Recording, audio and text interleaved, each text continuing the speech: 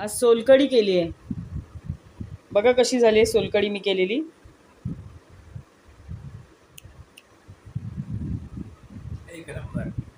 आज मी तुम्हाला सोलकढी करून दाखवणार आहे.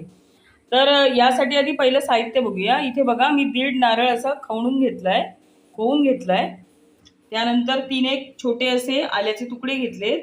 या मिरच्या अगदी छोट्या आहेत म्हणून 4 घेतल्यात, 2 बस होतात मोठे असतील तर. 2 लसूण घेतल्यात. त्यानंतर इथे फ्रेश अशी कोथिंबीर घेतली. त्यानंतर चवीनुसार मीठ घेतलंय. इथे मी 5-6 आमसूल आहेत ती भिजत ठेवली आहेत. आणि तुम्ही साखर देखील घालू शकता, पण मी काय घालणार नाहीये. चला तर मग रेसिपीला आपण सुरुवात करूया. सर्वप्रथम मी नारळ खोवलेला आहे तो नारळ मिक्सरमध्ये घेतलाय. त्यानंतर ह्या मिरच्या घेतलेल्या आहेत. त्यानंतर हे आलं घेतलंय. ह्या लसूण आहेत 2 पाकळ्या त्या घेतल्यात. थोडीशी कोथिंबीर टाकते ह्याच्यामध्ये. आणि आता हे फिरवून घेते. या नारळाचं दूध काढून घ्यायचं. चला तर मग सुरू करूया. आता यामध्ये पटकन दूध निघावं म्हणून मी कोमट असं पाणी घालते. तर हे बघा अशा प्रकारे मी नारळाचं दूध काढून घेणार आहे. एक पातळ असा पांढरा फडका असेल ना, त्याच्यामध्ये सुद्धा तुम्ही हे खोबरं घालून दूध काढू शकता नारळाचं. अशा प्रकारे आधी आपण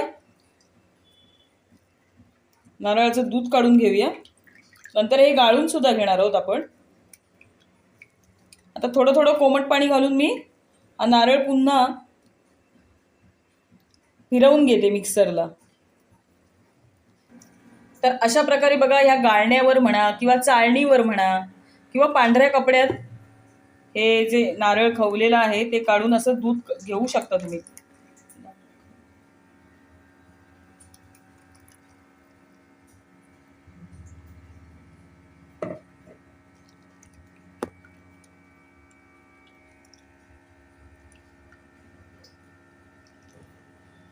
हे बघा अजिबात खाली खोबरं पडत नाही, फक्त पाणी निघतं त्याचं.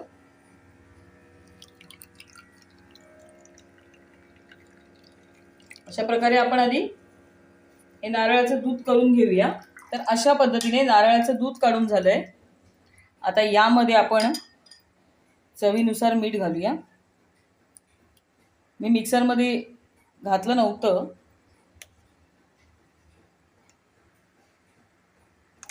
चवीनुसार मीठ घातलं की आपण हलवून घेऊया. पुन्हा एकजीव करून घेऊया. मीठ, साखर आवडीनुसार घालायची, नाही घातली तरी चालते. त्यानंतर आता आपण हा जो कोळ केलेला आहे ना तो घालायचा आणि चव बघायची मात्र.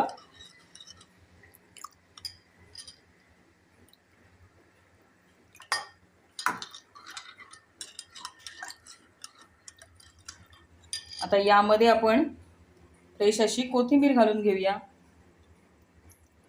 आपली भन्नाट अशी ही रेसिपी या ठिकाणी तयार आहे.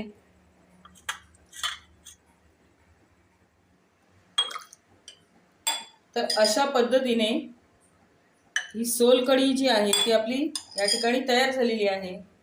तर ही सोलकढी तुम्हाला कशी वाटली ते आम्हाला कमेंट करून नक्की सांगा. व्हिडिओला लाईक, शेअर, सबस्क्राईब करा. व्हिडिओ पाहिल्याबद्दल सर्वांचे खूप खूप आभार. धन्यवाद.